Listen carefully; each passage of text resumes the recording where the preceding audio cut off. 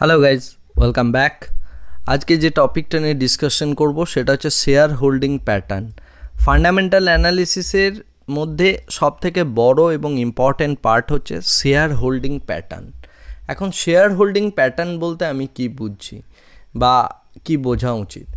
দেখুন, কোনো একটা কোম্পানি যখন পাবলিক হয়ে যায় তখন তার মধ্যে তার যে শেয়ার হোল্ডাররা রয়েছে, অর্থাৎ তার যে টোটাল শেয়ার হচ্ছে সেটা হচ্ছে 100%।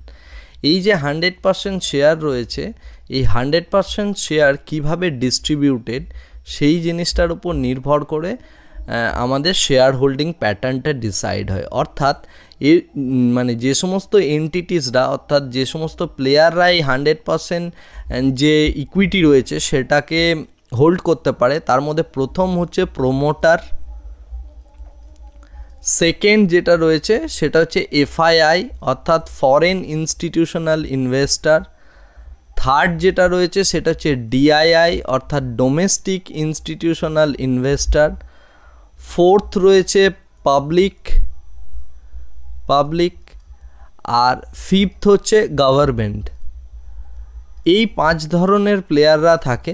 এই 5 ধরনের প্লেয়াররা অ্যাকচুয়ালি টোটাল মানে যে কোনো কোম্পানিতে ইনভেস্ট করে থাকে। এখন পাবলিকটাকেও দুটো ভাগে ভাগ করা যায়, একটা হচ্ছে রিটেলার আর একটা হচ্ছে high net worth HNI, individual HNI।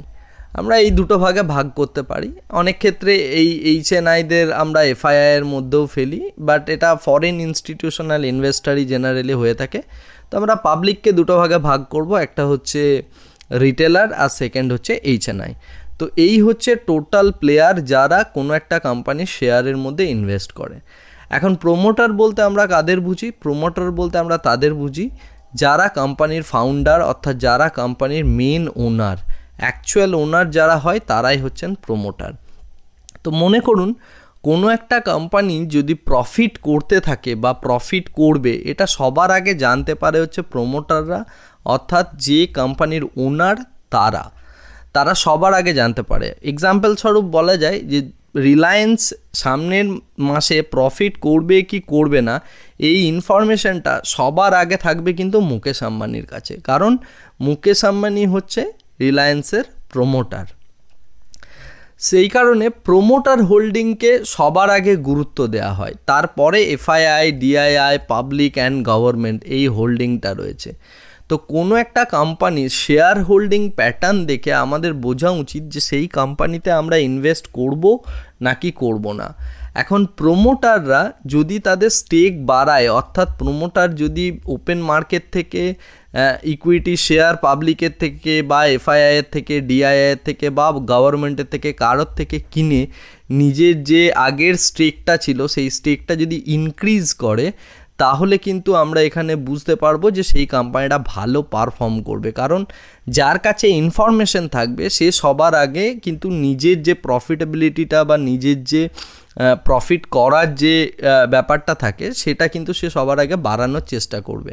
Similarly কোনো একটা কোম্পানি যদি বাজে পারফর্ম করে বা খারাপ পারফর্ম করে, সবার আগে ইনফরমেশন থাকবে প্রোমোটারদের কাছে, এবং প্রোমোটাররা তখন তাদের যে স্টেকটা আছে সেই স্টেকটা আস্তে আস্তে ডাইলুট করবে পাবলিকের মধ্যে বা গভর্নমেন্টের মধ্যে বা এফআইআইয়ের মধ্যে। জেনারেলি এটা পাবলিকের মধ্যে ডিস্ট্রিবিউটেড হয়ে যায়।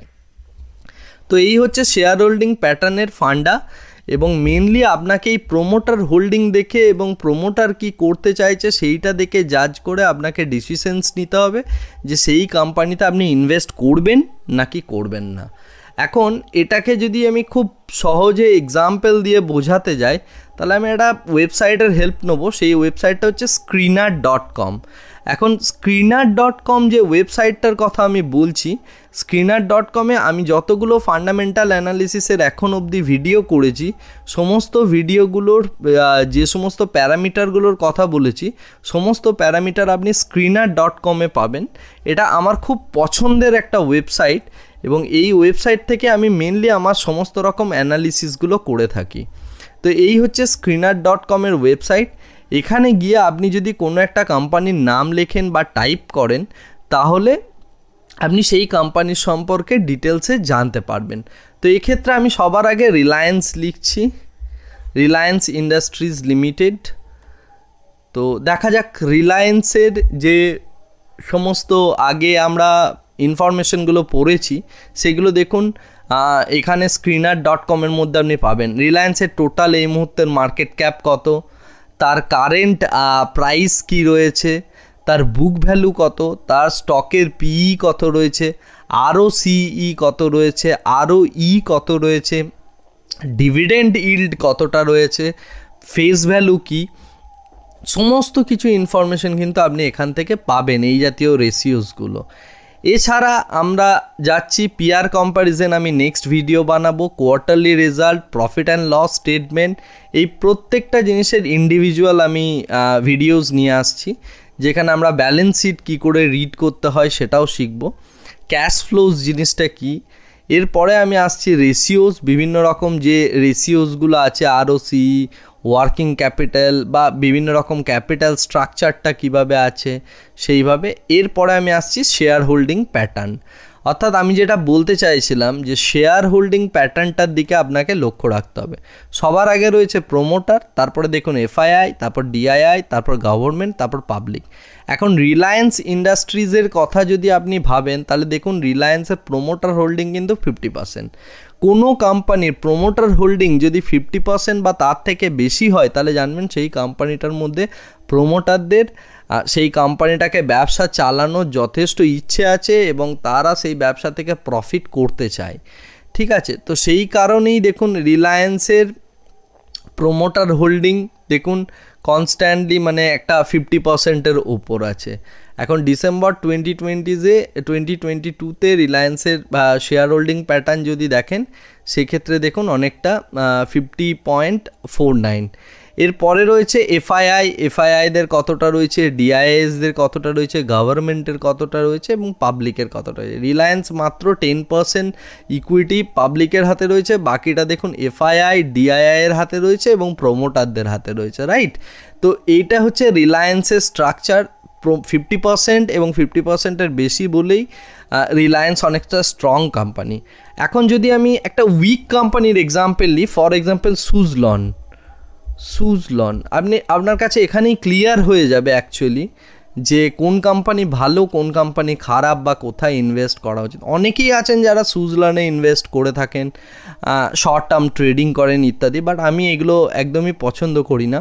তার কারণটা দেখুন, আপনি একদম ক্লিয়ারলি আপনি দেখতে পাবেন প্রোমোটারদের স্টেক দেখুন মাত্র 20%, আর এই কোম্পানিটা যত স্টেক আছে সেটা দেখুন পাবলিকের হাতে ডাইলুট করে দেওয়া হয়েছে দেখুন, এবং কনস্ট্যান্টলি আপনি দেখুন প্রোমোটাররা তাদের স্টেক কমাতে গিয়েছে। আপনি যদি দেখতে থাকুন আজকে ডিসেম্বর 2022-তে গিয়ে যদি দেখেন সুজলনের দেখুন 5% স্টেক প্রোমোটাররা আরও ডাইলিউট করে দিয়েছে। এই ডাইলিউশনটা হয়েছে দেখুন কাদেরকে, মেনলি পাবলিক, DIIs এবং FIIs, এদের হাতে কিন্তু পুরো ডাইলিউশনটা হয়ে গেছে। তো প্রোমোটারদের হাতে যদি মাত্র 14% স্টেক থাকে, প্রোমোটারদের কাছে যদি স্টেকই না থাকে, তারা ব্যবসাটাতে একদম ইচ্ছে প্রকাশ করবে না করার।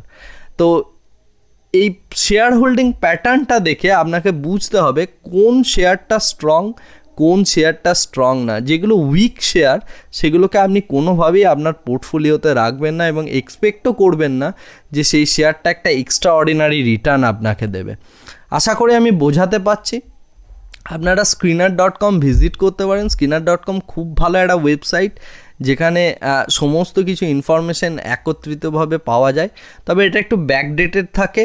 এর থেকে আপনি মানে একটা সম্যক ধারণা পাবেন, বাট এছাড়া বিভিন্ন পেড ওয়েবসাইট আছে যেগুলোতে আপনি আপ টু ডেটেড ইনফরমেশনগুলো পাবেন। সেই সমস্ত ওয়েবসাইটগুলোর কথাও আমি আমার নেক্সট ভিডিওগুলোতে বলবো, যেগুলো থেকে আপনি জেনারেলি কোনো একটা স্টক নির্বাচনের আগে বিভিন্ন ফাইন্যান্সিয়াল জিনিসপত্রগুলো নিয়ে আরও বেশি করে জানতে পারেন। তো এই হলো শেয়ার হোল্ডিং প্যাটার্ন এবং তার গুরুত্ব। আশা করি আমি বোঝাতে পেরেছি যে শেয়ার হোল্ডিং প্যাটার্নটা কতটা ইম্পর্ট্যান্ট একটা স্টক নির্বাচনের ক্ষেত্রে। Thank you very much. আজকের মতো ভিডিওটা এখানেই শেষ করছি।